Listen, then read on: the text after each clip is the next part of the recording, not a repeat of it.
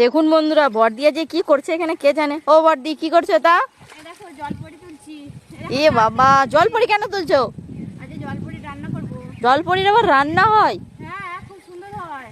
কই দেখি কেমন জলপরিগুলো, কত বড় বড়। বড় বড়। আমি তো জানিনি জলপরির কিভাবে রান্না হয়, কিন্তু তোমাকে দেখাতে হবে। আমি দেখিয়ে দেবো। ঠিক আছে, তাহলে উঠে আসো, জলপরি রান্না হবে। বন্ধুরা দেখতে থাকুন। জলপরিটাকে কেটে ভালো করে ধুয়ে পরিষ্কার করে নিয়েছি। সবজি নিয়েছি ক্যাপসিকাম, টমেটো, পেঁয়াজ, কারি পাতা সামান্য, আর হাতে গুঁড়ো করে নিয়েছি গরম মশলা। আর এই যে দেখুন বন্ধুরা, দেখিয়ে দিচ্ছি আর একবার করে।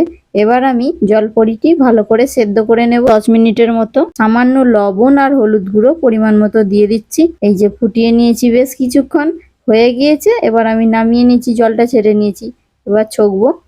প্রথমেই জিরে, শুকনো লঙ্কা, তেজপাতা, কারি পাতা, পেঁয়াজ হালকা নাড়াচাড়া করে নেব। এবার দিয়ে দেবো ক্যাপসিকাম, দিয়ে এবার দিয়ে দিচ্ছি গরম মশলা গুঁড়ো, দিয়ে আদা রসুন পেস্ট পরিমাণ মতো দিয়ে দিচ্ছি, দিয়ে সামান্য জল দিয়ে দেবো, দিয়ে একটু হালকা নাড়াচাড়া করে নিচ্ছি। পরিমাণ মতন হলুদ, লঙ্কা গুঁড়ো, আর তারপরে দিয়ে দিচ্ছি লবণ, দিয়ে ভালো করে মশলাটা কষিয়ে নেব। কষানো হয়ে গিয়েছে, টমেটো দিয়ে আর একটু কষিয়ে নিচ্ছি। 1 চামচ ধনে গুঁড়ো দিয়ে দিয়েছি, তারপরে দিয়ে দিচ্ছি সরিষার তেল অল্প, যাতে ফ্লেভারটা দারুণ সুন্দর আসে। এবার কিন্তু আমি দিয়ে দিচ্ছি মিট মশলা, আর হালকা নাড়াচাড়া করে ভেজে রাখা জলপরি দিয়ে দিচ্ছি।